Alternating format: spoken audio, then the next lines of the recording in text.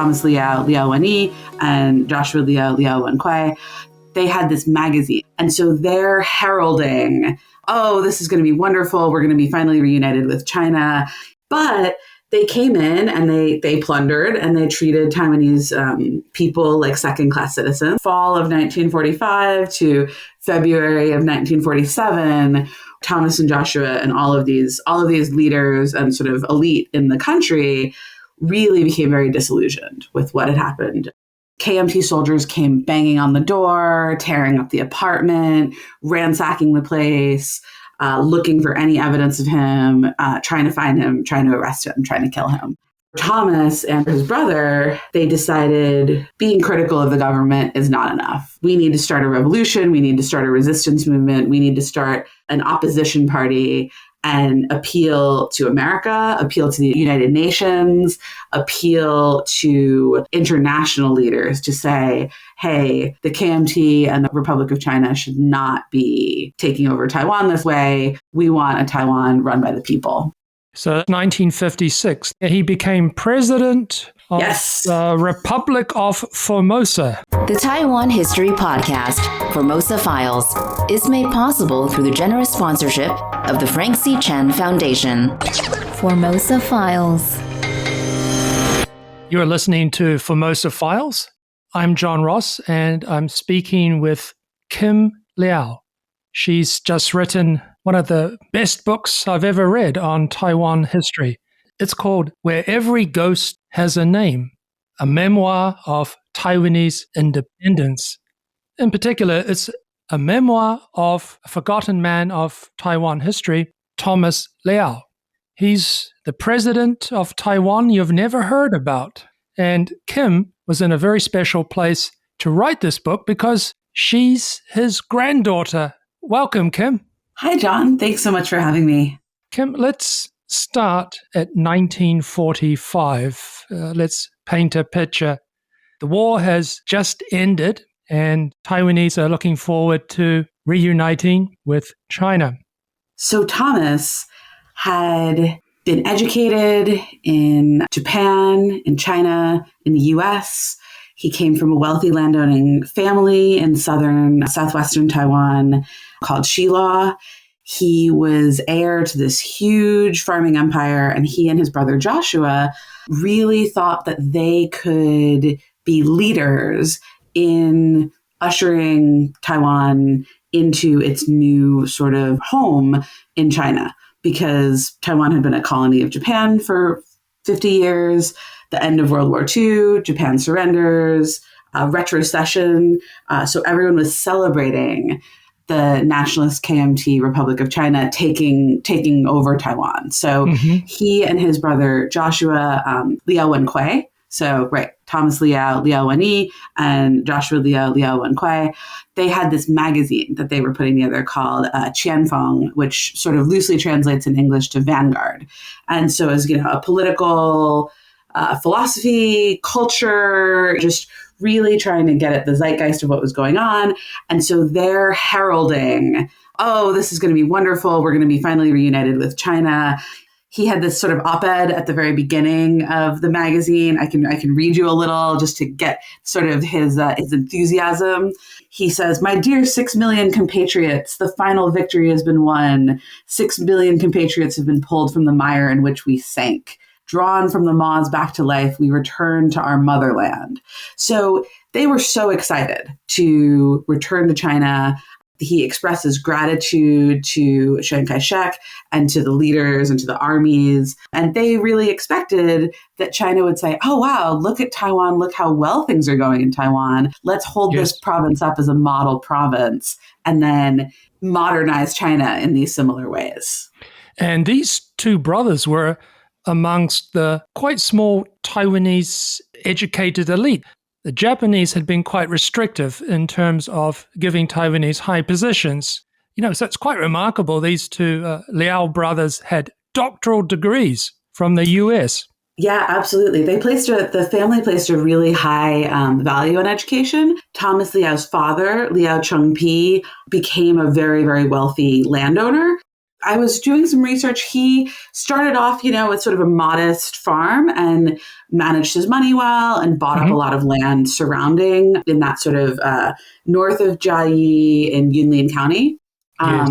And so they owned a lot of land. They rented it out to farmers. They had a big rice farming empire.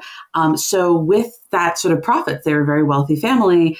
He sent his sons abroad. And the oldest son, Liao Wenren, who died at a very young age, was in Japan with his family. But both Thomas and Joshua, I think, went to high school in Japan, went to college in China at Nanjing University.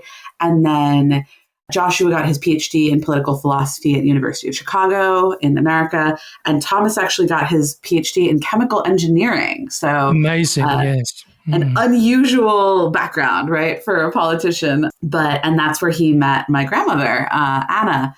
She was going to the University of Ohio Wesleyan University. And I think there's a very small Asian community in Ohio. And they met at an International House party at Ohio State. So he was this, dashing, rich, ambitious, very smart young man. He's like, come back to Taiwan with me and, you can live like a princess. And so she said, great, and kicked up her heels and they moved. And he actually taught at the University of Nanjing before the war. So they were in China, in mainland China for a time. Her background was not quite as exemplary as his. Did they get married before the parents approved, before they met the girl? Before his parents met her. Yes. Yeah, I think they got married in New York. I don't have I don't have a marriage certificate. I was never able to find the exact records, but they kind of eloped on their way to Asia. I think his family loved Anna. Joshua also had an American wife. They were like, you know what? Like, you do you. Excellent. Anna has a little bit of side note on Anna. She was an orphan raised in Chinatown. She was half Chinese, half Caucasian, and taken in and adopted by Don't give too much away. Don't give too much away. It's an absolute gem of a story. She had made the American newspapers. We'll let readers discover that for themselves. She's with Thomas in Taiwan, 1945. Thomas and the brother are they're looking forward to constructing a new Formosa, a new Taiwan, as a model of China. But things are not going to work out how they want. Right. So what they didn't realize was how poorly the war with the communists, the civil war on the mainland of China, was going. At the end of World War II, actually, before the end of World War II, Roosevelt was trying to keep Chiang Kai-shek engaged with Japan. And he said, don't worry, in the Cairo Declaration, he said, don't worry, when the war is over, you can have Taiwan. We'll make sure that you get Taiwan back. And Chiang Kai-shek and the KMT government and the Nationalist Army, when Taiwan, retrocession occurred, they really saw this as, the gift of resources. So they came and plundered the island for rice stores and supplies of resources and sugarcane and military supplies and all of these things because they were running out of things. They were running out of supplies. The war was going badly. The armies were exhausted. So they were like, oh, great, we can use all of these things in this sort of war prize of Taiwan. But they came in and they plundered and they treated Taiwanese people like second-class citizens. The book doesn't touch on this a lot, but, at the same time, people are fleeing the mainland, refugees are fleeing mainland China for Taiwan. And Taiwan is sort of this like, okay, this is a neutral territory. This is a place where we can, start over or get away from the war. So Taiwanese citizens had no idea that was sort of how the government was seeing them and seeing their model province. And so there was a real reckoning. So about 18 months from fall of 1945 to February of 1947, where Thomas and Joshua and all of these leaders and sort of elite in the country really became very disillusioned with what had happened and how they were being treated by this new government, and mismanagement also by the KMT, and, sort of exploiting Taiwanese people. Yes. So the resentment of food shortages, of corruption, of inflation, of incredible inflation, disease, it all built to a climax, just needed a spark. And that came on the 27th of February. Things would really kick off the next day. 228, February 28. It's a very important day in Taiwan. It was the start of riots and rebellion throughout the country. And it was brutally suppressed by the KMT. They brought troops over from the mainland, and they shot a lot of people. Yeah, absolutely. Before 228 incident is sort of the disillusionment and the lead up, and then after the 228 incident was just the beginning of martial law, the beginning of anyone who dared to be critical at all of the government being, eligible for arrest, for murder, for torture, Yes. Although martial law wouldn't officially be announced until 1949, it was in effect under harsh military rule, and the martial law would not be lifted until 1987. Yeah. Basically, as of the beginning of March, nationalist troops were sent in. There was an arrest list. Anyone who is critical of the government or who had dared to speak out during this sort of moment of rioting was rounded up. People disappeared, people were shot, people were tortured, people were arrested. So Thomas and Joshua at this point, by the time 228 occurred, in their magazine in Tianfeng, had become very critical of the KMT government. And they had sort of positioned themselves as starting to speak out against the KMT and for Taiwanese self-rule. And so they were eligible to be rounded up. They were among these sort of leaders that were especially being targeted. So my grandmother, they had 3 children at this point in Taipei, and Thomas and Joshua and their nephew Suho, Liao Shihao, were traveling in Shanghai just fortuitously. KMT soldiers came banging on the door, tearing up the apartment, ransacking the place, looking for any evidence of him, trying to find him, trying to arrest him, trying to kill him. He'd just gone. Is it just a matter of days? Had sailed off for Shanghai. Yeah, they had just left a few days before. It was by pure coincidence that they were not in Taipei at that moment. A few days later, well, you might not be here. Exactly. So at that point, when that happened, they obviously, Thomas and Joshua did not return to Taiwan. He was briefly imprisoned in Shanghai. And then they all reunited in Hong Kong, which was sort of neutral territory because it was owned by the British at that point. So that was really the moment when, for Thomas and for his brother, they decided being critical of the government is not enough. We need to start a revolution. We need to start a resistance movement. We need to start an opposition party and appeal to America, appeal to the United Nations, appeal to international leaders to say, hey, the KMT and the Republic of China should not be taking over Taiwan in this way. We want a Taiwan run by the people. So that was the beginning of him sort of crystallizing him as the leader, him and Joshua as the leaders of this movement. Yes, there was a lot of hope in those days. This is the birth time of the United Nations. And, there were examples of other territories. Well, Okinawa, just next door to Taiwan, that was under American military rule for 5 years. And then civilian American rule, only handed back to Japan in 1972. Some people in Taiwan were pushing for having the U.S. run the place in a similar fashion, or the UN. Right, this idea that like a UN protectorate could be established to take power away from Chiang Kai-shek and the KMT until free elections and democratic elections could be established on Taiwan. Yes, because with Chiang Kai-shek and the nationalists losing China in late 1949, the Americans were tired of funding it and sort of wanted to wash their hands of him. In fact, they made Truman made a statement early in 1950 saying, we won't be intervening in the tail end of the Civil War, which meant we won't be intervening to help Taiwan. But then what happens in June 25th, 1950? That would change things. South Korea gets invaded by North Korea, and it really changes things.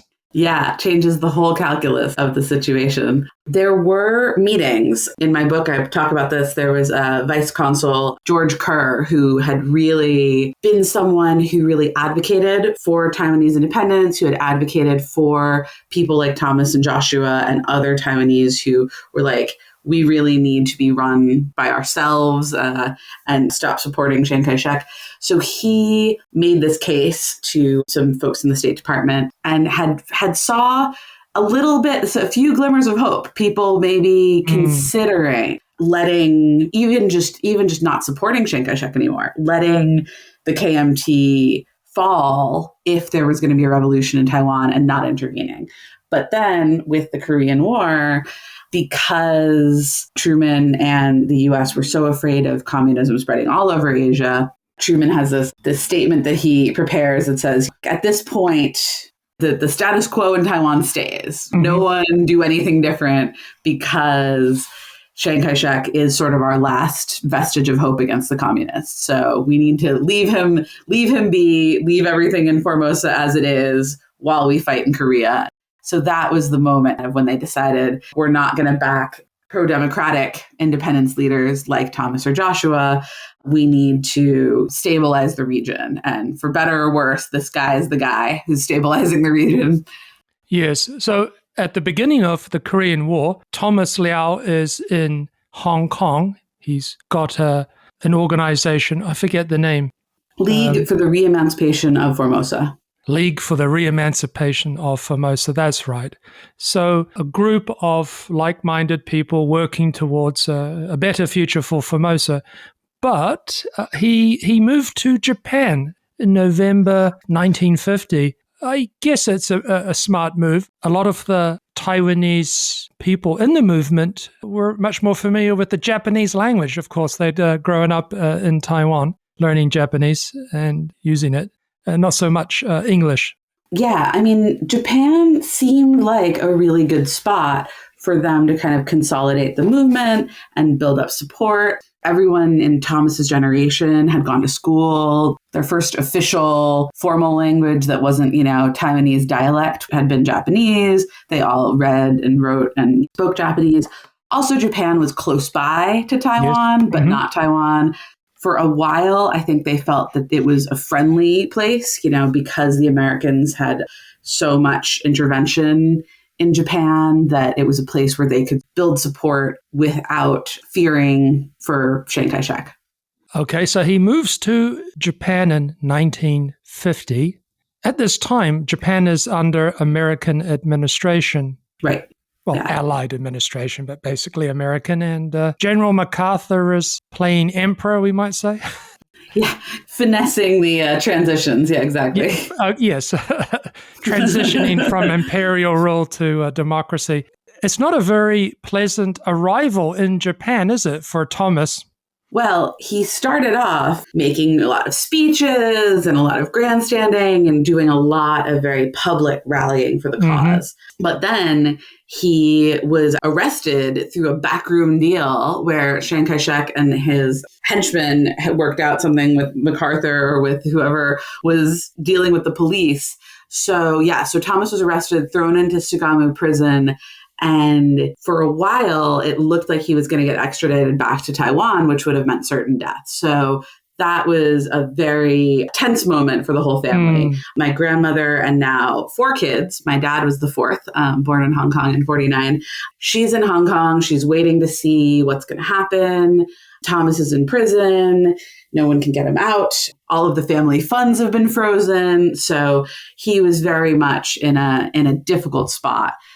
Eventually, I think the Americans helped get him to negotiate house arrest so he could live in Japan. He continued to run the movement in Japan. He, at this point, became the leader of the Taiwanese independence movement in Japan, but he was not permitted to be as public.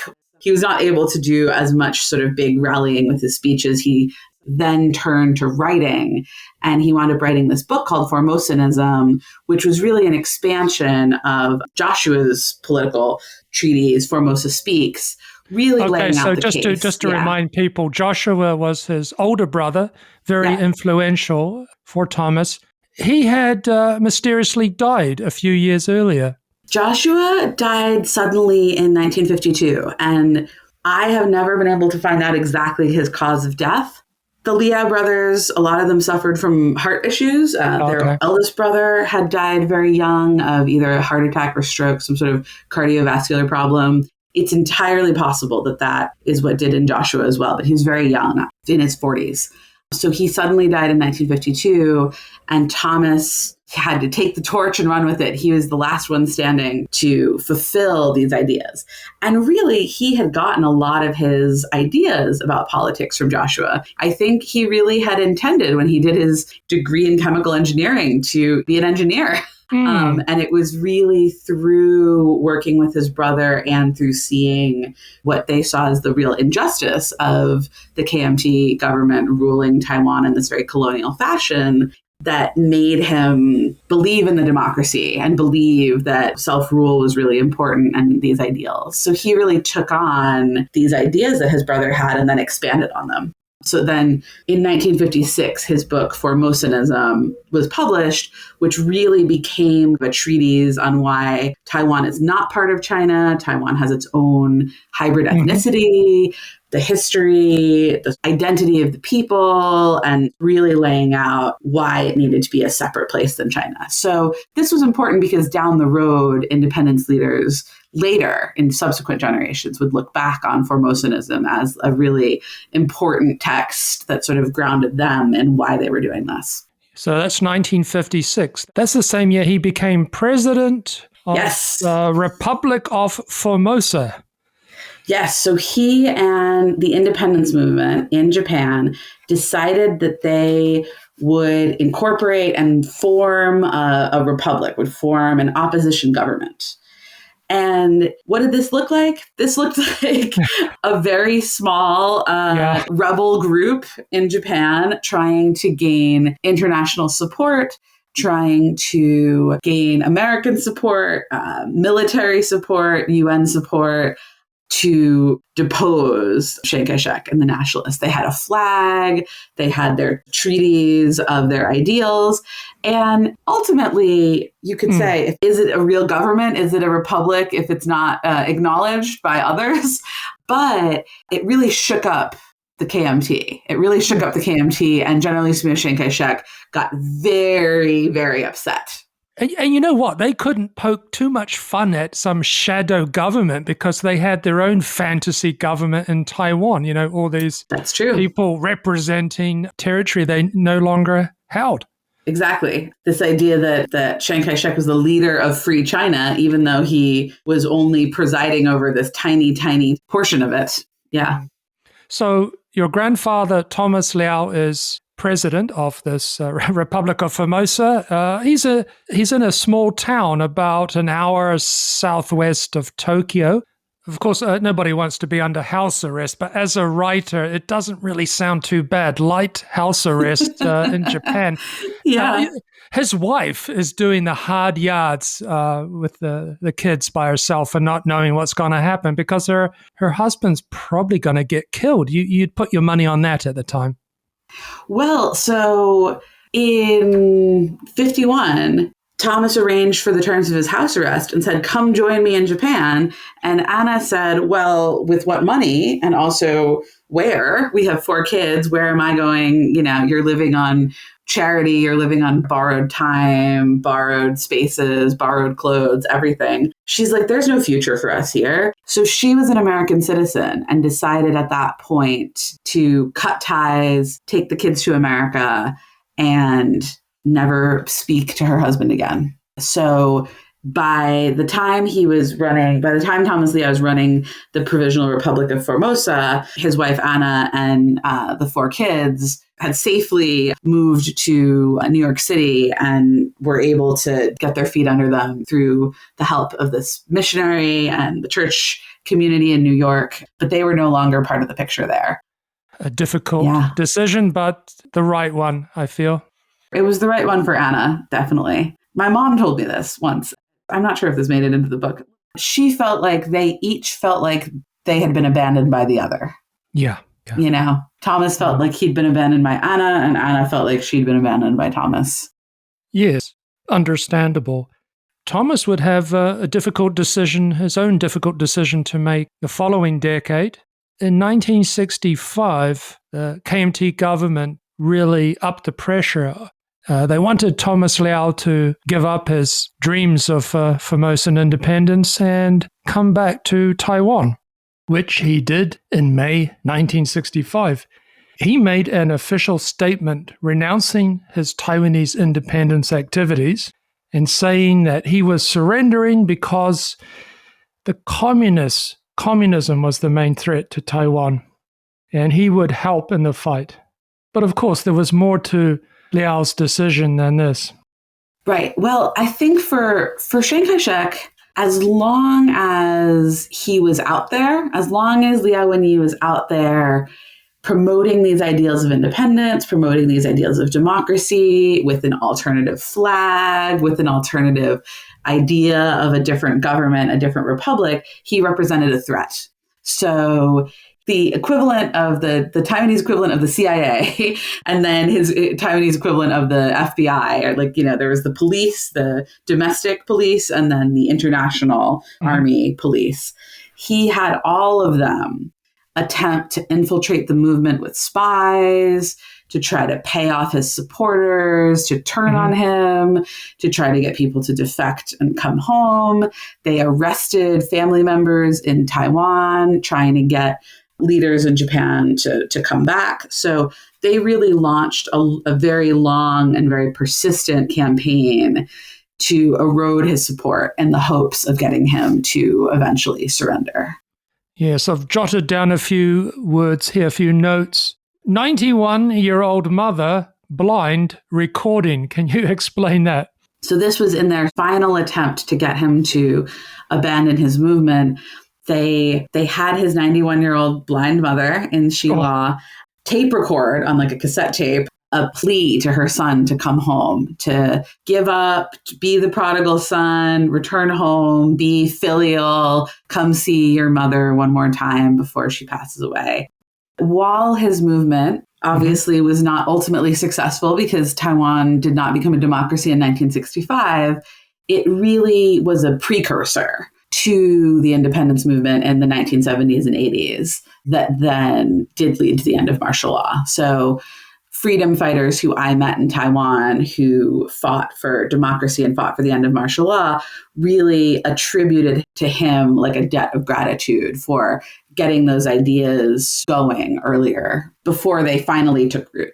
Yeah, I have tremendous respect and admiration for Thomas Liao and his brother and people like that. It's quite easy to look farcical when you're trying to overturn a government, when you're doing some revolutionary action. But you never know. I mean, you've got to take your chances. Sometimes it works out and everything looks great. But my goodness, they could have had such an easy life had they just gone along and not been so idealistic. Yeah, they could have just lived a normal life in Taiwan. But well, more than a normal life, a privileged, rich life, But that's the trouble, I think. Thomas Liao was raised to believe that he was extraordinary and that he had these extraordinary opportunities. So he felt like he was the one who should help. So in some ways, it was a wonderful gift to Taiwan. There are a lot of people who view him with a lot of admiration and see him as a father or an uncle or a precursor to the democracy and owe him a big debt of gratitude. Whereas I think Anna would have preferred it if he had dreamed a little smaller. Absolutely.